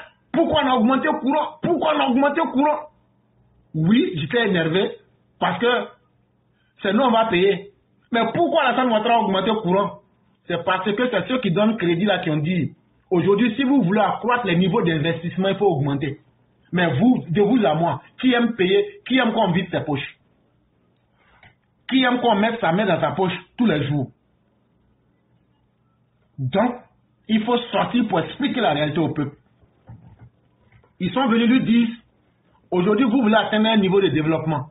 Le niveau de développement où vous allez là. Avant, quand vous n'aviez pas 9 universités, les matériels que vous utilisez là, ce n'est pas la même quantité de courant que vous utilisez quand vous avez aujourd'hui 9 universités. L'électricité que 9 universités utilisent là, c'est plus énorme que les 3 universités que vous avez de 1960 jusqu'en 2011. Donc la taille des investissements que vous avez, les routes que vous avez fait là, que vous avez mis courant là, l'électrification publique au bord là, les autoroutes qu'on a fait là, si on ne met pas courant là, la nuit toi tu peux passer dessus. Donc les poteaux qu'on a mis là, qui paye l'argent de l'éclairage là, c'est nous, c'est vous et c'est moi. Et donc ça fait partie des charges de l'État. Donc, Alassane Ouattara est en train d'augmenter le développement, il est en train d'augmenter le développement, il est en train d'augmenter le développement. On dit, bon, de la manière que tu es en train d'augmenter le développement là, il faut aussi que les financements puissent suivre. Et pour que les financements puissent suivre, il faut augmenter les impôts des populations. Les 30 francs qu'on paye à CIE dans l'éclairage public, là, 30 francs CFA, là, il faut augmenter ça peut-être à 60 francs CFA, il faut doubler. Alassane Ouattara regarde, il tourne, il dit, mais vous savez, mon pays, mes compatriotes, parce que lui ne nous appelle pas Ivoiriens, on dit mes compatriotes, tellement ils nous aiment, il dit mes compatriotes. Il dit mes compatriotes souffrent déjà, et vous avez même vu que j'ai augmenté leur salaire, et dans ces conditions-là, je pense que je vais faire un peu du sociolibéralisme. Et je suis un libéral, mais je vais appliquer un peu de socialisme. Et donc, je ne pourrai pas augmenter les impôts. Mais ce que je pourrais faire quand même, vous avez déjà ma signature en laquelle vous avez confiance. Et donc ce que je vais vous demander, faites-moi confiance. Je m'appelle Alassane Dramane Ouattara. Oui, c'est moi. On m'appelle Brave Tiers, mes militants. Ils disent que même quand on tire sur moi dans le film, je ne meurs pas. Et ça, c'est vrai. Les gens pensent que je suis vieux, mais je suis un dur à cuire. Même si on tire sur moi dans le film, j'ai la capacité de renaître. Et donc, faites-moi confiance. Et je peux vous le promettre, faites confiance à ma signature. Les Blancs disent, comme tu as parlé là, non, on te connaît. Il n'y a pas de problème. C'est crédit, tu veux. Tu veux ça quand? Ils disent, à partir de janvier, je ferai partir mes enfants pour avoir quelques milliards. Combien tu en veux? oh, j'en veux, je touche juste 2,6. Là, quand ils parlent des milliards, là, eux ne parlent pas comme nous les pauvres là, hein, pour dire je veux 2 milliards 600 millions de dollars ou d'euros. Non, non, ça c'est trop pour nous. Lui il dit je veux seulement un 2,6. Et les gens lui disent, ben, monsieur le président, de toutes les façons, l'eurobond est ouverte et vous pourrez avoir ce que vous voudrez. Ce n'est qu'une question de procédure. C'est comme ça que les maires blancs la parlent. Nous, on ne sait pas faire ça. Et quand il envoie ses petits là-bas, au lieu de 2,6, on lui remet 8. Au lieu de 2 milliards 600 millions, on lui remet 8 milliards. Et pour bien gérer sa dette avec la SMDT, il dit non, nous n'avons pas besoin de 8. On a besoin seulement de 2,6 parce que nous voulons une gestion saine et on ne s'endette pas pour s'endetter. Et donc Alassane Ouattara évite qu'on augmente les impôts des Ivoiriens. L'impôt qu'on devra augmenter là, on transforme ça en taux d'intérêt. Ça veut dire on prend des dettes, au lieu d'augmenter, parce qu'en Afrique quand quelque chose augmente, ça ne diminue plus. Au lieu d'augmenter les impôts des Ivoiriens qui ne va plus jamais diminuer, on n'augmente pas les impôts, mais on prend des dettes. Et Alassane Ouattara va payer peut-être des taux d'intérêt à 5% ou à 3%. Et une fois qu'on finit de payer la dette là, tout est bon. On n'a pas augmenté les charges des populations, on n'a pas augmenté les impôts, on a atteint le développement et on a atteint la réalité. Voilà comment Alassane Ouattara pense. A contrario, Tidjane Thiam qui n'est pas encore venu au pouvoir dit, quand je vais venir au pouvoir, je vais augmenter l'épargne interne. C'est là maintenant nous on s'assoit pour dire nous on ne comprend pas français. Épargne interne là ça veut dire quoi? Épargne ça veut dire mettre quelque part pour que ça augmente. Donc ça veut dire économie. Mais quel genre d'économie? En Côte d'Ivoire là, si tu prends 100 Ivoiriens, c'est seulement 10 Ivoiriens qui ont un compte bancaire. Sur les 10 qui ont un compte bancaire là, il y a 6 qui sont fonctionnaires. Il y a 4 là, c'est parce qu'ils sont achetés de produits au village, sinon là ça ne les intéresse pas. Sinon, nous, au village, là, nous, on met l'argent dans le canari. Moi, même mon grand-père, là, lui, il avait caisse. Quand je vais dire, les gens vont se moquer de nous. Il y avait une caisse, là, ça avait couleur verte, noire, en fer, là. Il met l'argent de cacao là-dedans et puis il enterre ça au champ, là-bas.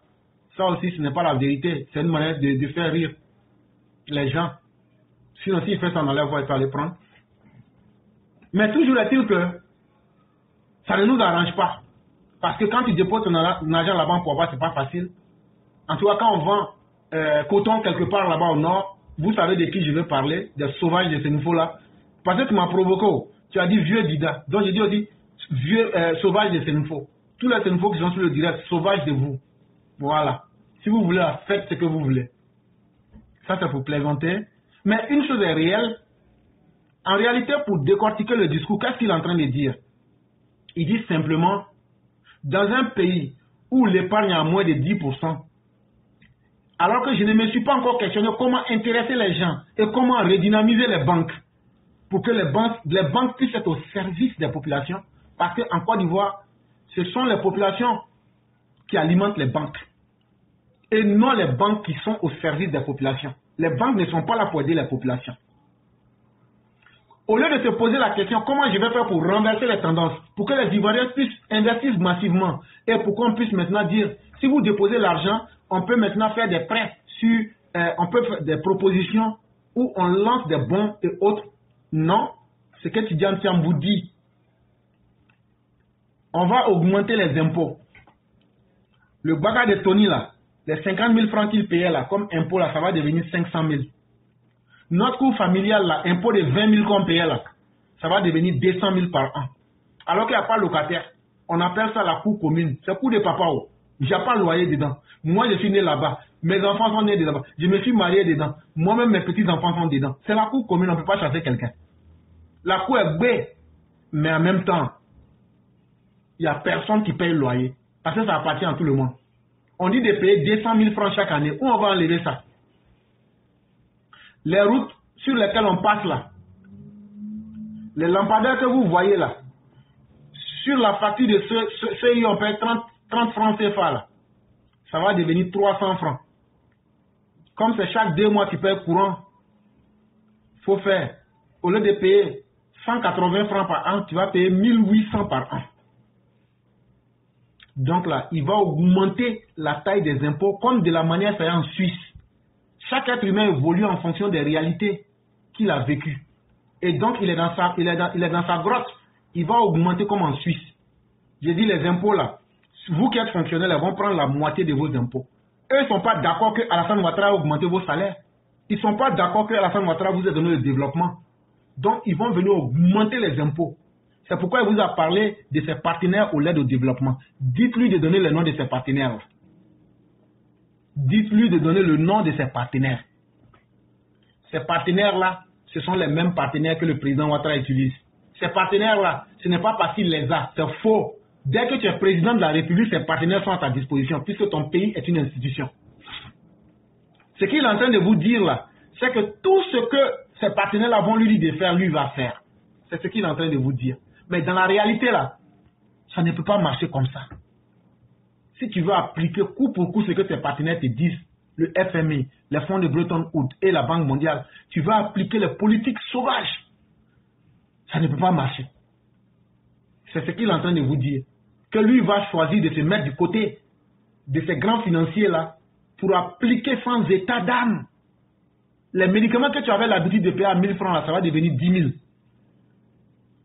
Je crois que si on explique ça comme ça, tout le monde comprend bien. Demain, ne dites pas que vous avez été trompé. Parce que comme je l'ai dit, dans le discours politique, il y a toujours l'ambivalence. C'est-à-dire, on ne dit jamais un discours pour se condamner. On ne dit jamais aussi un discours aussi pour se disculper. C'est-à-dire que ce que je vous ai dit là, vous prenez comme vous avez entendu. L'objectif est que je puisse avoir vos voix.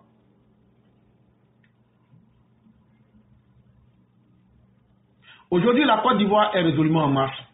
Dans un contexte international où toutes les économies sont mises à rude épreuve, Laurent Gbagbo et bien d'autres comme Tidjane Thiam ne peuvent pas du tout incarner un projet politique novateur pour la Côte d'Ivoire.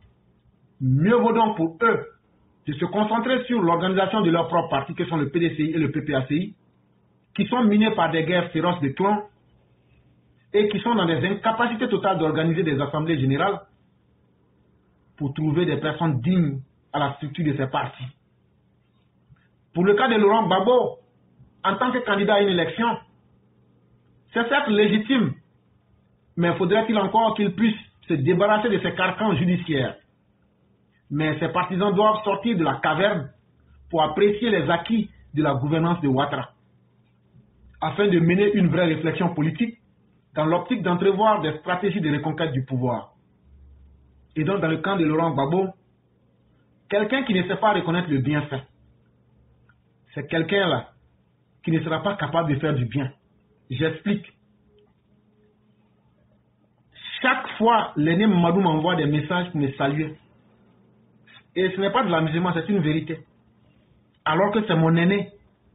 Alors que ça aurait dû être le contraire. L'aîné Amadou Kiki fait la même chose. Et bien d'autres le font.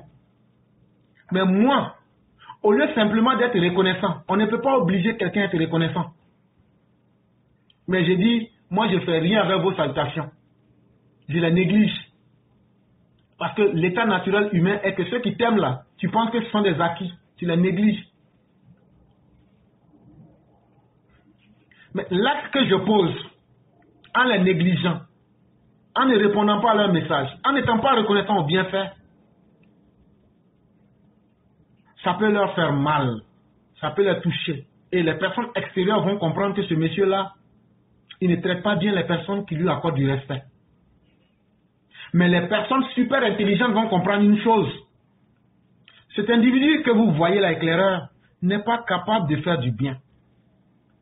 Parce que l'aîné Mamadou Fadiga, l'aîné Amadou Kiki, la mère Blanc, qui font délibérément tous leurs efforts pour me saluer, pour me mettre en confiance dans mon humanité, quand je ne suis pas capable de reconnaître le bienfait, est-ce que je peux moi-même décider, quand je chie sur le bien que les autres font, sans qu'on ne leur a obligé, est-ce que moi-même quelqu'un peut me demander de faire du bien? Non. Et donc, quand vous dites aujourd'hui que Ouattara, ce qu'il a fait là, ce n'est rien. Ce que Ouattara a fait aujourd'hui là, on s'en fout de ça. Alors que vous-même, vous n'avez jamais pu faire ça. Ça veut dire que vous êtes en train de nous dire que vous n'allez jamais être capable de faire le bien des Ivoiriens. Parce que vous ne respectez pas les efforts des autres. Et quelqu'un qui ne respecte pas les efforts des autres ne s'attend pas à ce que les autres aussi respectent ses efforts. Et donc, au nom de cette logique, par syllogisme, la personne se sent dans l'obligation de ne pas faire quoi que ce soit. Et c'est pourquoi vous les entendrez quand tu demandes à Tidjane Thiam, qu'est-ce que tu as fait pour les 17 mois, en réalité, que tu as été là? Je n'ai rien fait. Oh. Quand tu demandes à Laurent Gbagbo, qu'est-ce que tu as fait? Je n'ai rien fait. Oh. Mais parce qu'ils n'ont jamais voulu rien faire. Parce qu'ils ne croient même pas à faire du bien. Ce sont ces mêmes opposants encore qui disent, si Ouattara développe le pays là, il va faire que ça sera compliqué pour nous. Quand on va venir là, on aura plus de boulot à faire. Et donc là, c'est pas bon pour nous. C'est pourquoi il faut le chasser du pouvoir. Mais tant que vous allez demeurer dans les incantations politiques, avec le culte voué à Laurent Gbagbo et à des personnes comme les Tidjane Thiam, vous serez donc les prisonniers de vos propres obscurités. Vous serez les prisonniers de vos illusions dans vos cavernes et dans vos propres partis politiques, parce que la vraie réalité là, c'est qu'aujourd'hui il y a courant dans mon village. Depuis 1960, il n'y avait pas courant. Il y a goudron pour aller dans mon village. Il y avait un petit pont là. Pont là, chaque année, les génies demandaient 5 personnes. C'est faux, hein? On a menti aux gens. Il y a un génie lui-même là, on l'appelait Gros. Quand je dis ça, certains vont comprendre de quoi je parle. Ça, c'est un génie d'Ida. Mais vers le nord là-bas, il y a un génie qu'on appelle Bafaro. Maintenant, vers Sassandra, il y a le vieux génie de Sassandra qu'on avait attrapé un moment là. Je ne sais pas s'il a échappé, mais en tout cas, il est là-bas. Donc là, le pont Gbagbo et puis le pont Soro qui était là-bas, là, chaque année, ils prennent 5 personnes. Et puis, ce sont les 4 de notre village qui prenaient. Hein. Mais dans ça, là, Alassane Ouattara est venu, Vrou, il a fait pont là-bas. Plus de 40 ponts. Donc, actuellement, là, les génies même sont en vacances. Quand ils veulent remuer pont, là, ils disent, béton, là, fait qu'ils ne peuvent pas. Donc, actuellement, là, que ce soit Gros, que ce soit Bafaro, que ce soit le vieux génie de 62 mais 60 là, eux tous sont au chômage actuellement. Ils sont énervés. Mais nous on est là. C'est Alassane Ouattara qui a mis fin au règne des génies. C'est Alassane Ouattara qui a mis fin au mythe. C'est Alassane Ouattara qui a ouvert nos yeux. Aujourd'hui dans nos villages, nous on boit l'eau glacée, même si nos ventres sont en train d'être ballonnés. C'est ce qui est sûr, ça c'est notre problème. Parce qu'il faut qu'on aide aussi les médecins. Mais toujours est-il que quand même, on ne prend pas glace pour se promener comme au Mali.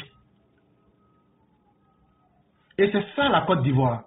Et c'est cette explication politique qu'il faut donner à l'homme ordinaire pour qu'il puisse décider lui-même du lendemain qu'il veut se donner. Et c'est pourquoi la politique est importante. Vous le bas peuple, nous le bas peuple, si on arrive à comprendre tout ça et à bien expliquer ça au peuple, Laurent Gbagbo, Tidjane Thiam, il ne peut plus tromper quelqu'un. Et c'est ça qui les fait mal jusqu'à ils envoient des gens pour venir nous faire les amourettes, pour nous dire, je suis PPAC, je suis ceci. Alors que quand nous aussi on a fait nos enquêtes, on a découvert que le même gars aussi, il est thiamiste.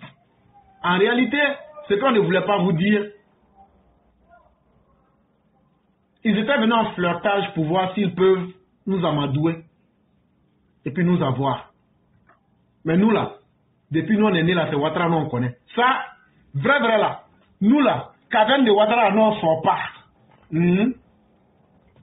Caverne de Ouattara là, nous on ne quitte pas dans ça. Grotte de Ouattara là. Ouattara même n'a qu'à envoyer chaîne. Les chaînes qu'il a mis en eau coule là, c'est petit.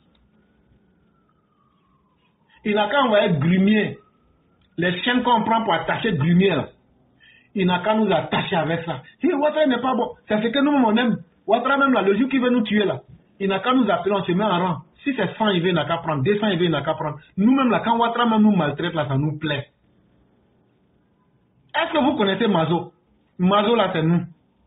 J'ai dit, quand Ouattara nous maltraite là, il nous chicote là. Avant de nous chicoter, il met sable, on verse un peu d'eau sur toi et puis on te chicote là. Avec ce que les Djoula appellent Bruninga là. Et puis maintenant, tu chicotes, puis sable rentre dans ton corps, et puis tu es là, tu cries, oui. C'est ça même, nous on aime. Parce que quand ils finissent de nous flageller comme ça, là, après ils se vont mettre aux routes. Allez demander aux gens des quartiers précaires. On les a flagellés, mais aujourd'hui ils sont souriants. Ceux qui ont sorti pour dire, ah, vous avez fait du mal, mais aujourd'hui, là, leur a demandé, est-ce qu'ils ne sont pas souriants? On a remis plus de 365 000 à chacune de ces familles-là. On a trouvé 36 hectares pour les reloger avec toutes les commodités qu'il faut. D'autres auront 75 mètres carrés. Ce que Laurent Gbagbo a été incapable d'obtenir en Côte d'Ivoire. Il a été président de la Côte d'Ivoire, mais il n'a pas pu obtenir 75 mètres carrés pour construire une cabane, un poulailler. Mais le président Ouattara donne ça aux Ivoiriens. Il dit, je sais que vous n'êtes pas dans la légalité, mais l'argent, là, crédit que j'ai pris là, moi je dis, j'ai tellement développé que je peux vous donner ça cadeau. Jusqu'à moi, on s'amuse même. Souvent même là, quand quelqu'un quitte, d'autres lui va là-bas. Nous, on préfère que Ouattara continue à nous flageller, à nous maltraiter, à nous faucher. Et puis après, on obtient ce qu'on veut. C'est comme ça qu'il faut vécu avec les Ivoiriens. Et le président Alassane Ouattara ne fait que faire la même chose. Chers parents, ne nous trompons pas. Toi, c'est là qui parle. Il ne faut pas aller chercher à arranger ta vie. Il faut chercher à parler de Ouattara. Il n'y a pas de problème. Moi, l'argent que je devais aller chercher là, si on tue mes parents là, même si je ne deviens pas l'homme le plus important du monde là, le fait que j'arrive à m'occuper de mes parents là, quand ils sont dans problème là, je suis le plus important de ma famille. Donc là, je vais continuer. Quelqu'un qui m'aide à atteindre cet objectif là, même si je prends 1 heure du temps pour parler bien de cette personne là, c'est une marque de reconnaissance. Au-delà de la politique, c'est une marque de reconnaissance. Pour dire, tu as maintenu la vie de mes parents en paix. Tu as maintenu le pays en sécurité. Et nous qui sommes dans la diaspora, ça nous facilite la tâche. C'est pourquoi nous prenons le temps pour nous arrêter, pour dire aux Ivoiriens, faisons les bons choix. Personne n'aime la violence. Nous, on est ici là. Nos femmes là, elles ne sont pas des mêmes tribus que nous. Et il y a un vieux qui m'a dit ça, je ne sais pas si c'est vrai ou si c'est faux, vous pouvez vérifier. Mais j'ai entendu ça quelque part. Un vieux qui dit, un homme là, quand tu maries une femme de ton ethnie, c'est que tu es un vaurien. Ça, c'est une logique que vous pouvez vérifier. Je n'ai pas dit que c'est dans l'absolu. Et un homme qui réussit là, tu maries une femme d'une autre tribu, mais d'une autre ethnie. À chacun de voir la vérité ou pas dans cette vérité-là. Mais en tout cas, en Côte d'Ivoire là, Marie-Jeanne ne peut pas dire que son mari n'est pas Djoula. Notre mère, Nina Kwadjo, son mari peut être Djoula, qu'on n'est pas être Djoula. Nous, ça ne nous intéresse pas. La femme de Marie Koudou est Djoula, ce n'est pas notre problème. Notre problème là, comment on peut vivre pour que la Côte d'Ivoire demeure aux Ivoiriens, pour que la Côte d'Ivoire demeure une terre où chaque être humain peut trouver l'espoir qu'il recherche. Parce que ce n'est pas nous qui avons décidé, c'est nos ancêtres là. Je vous ai parlé des différents niveaux de la réalité. Ce qu'ils ont conçu dans leurs esprits, pas dans ce que nous voyons dans le monde sensible là. Ils ont lié nos âmes à la prospérité de la Côte d'Ivoire ne se fera que quand nous serons un pays d'hospitalité et de fraternité dans l'hymne national. C'est dans ces esprits-là qu'ils ont lié notre avenir. Et c'est pourquoi chaque fois qu'un président vient en Côte d'Ivoire, dès que tu divises les Ivoiriens, tout tombe en Côte d'Ivoire. Mais une fois que tu dis, moi je m'en fous des Ivoiriens, s'ils veulent, ils n'ont qu'à se marier entre eux. S'ils veulent, ils n'ont qu'à faire les religions qu'ils veulent. Moi, mon problème là, je suis venu pour faire ce que je sais faire, tu vois. Le pays prend en même temps. Le pays, ça prend en même temps. Tout le monde est là. Tout le monde. Quand on fait les enjaillements là, quand on est au quartier là, est-ce qu'on demande l'ethnie de quelqu'un? Quand on fait un Maracana, on demande l'ethnie de quelqu'un. Quand les fonctionnaires sont dans l'administration et puis ils volent là, est-ce qu'on demande ton ethnie avant de dire c'est groupe ethnique? Quand ils demandent, ils font ça. Et donc c'est pour vous dire que même unis dans le mal, la Côte d'Ivoire prospérera. Mais imaginez si nous nous unissons dans le bien, où nous pouvons aller. Parce que nous allons incarner l'espoir et l'idéal pour ceux qui ne l'ont pas, pour que notre Côte d'Ivoire puisse être promise à l'humanité. Et tant qu'elle sera promise à l'humanité en tant que terre de fraternité, Dieu même donnera la chance aux Ivoiriens sans qu'ils ne fassent trop d'efforts.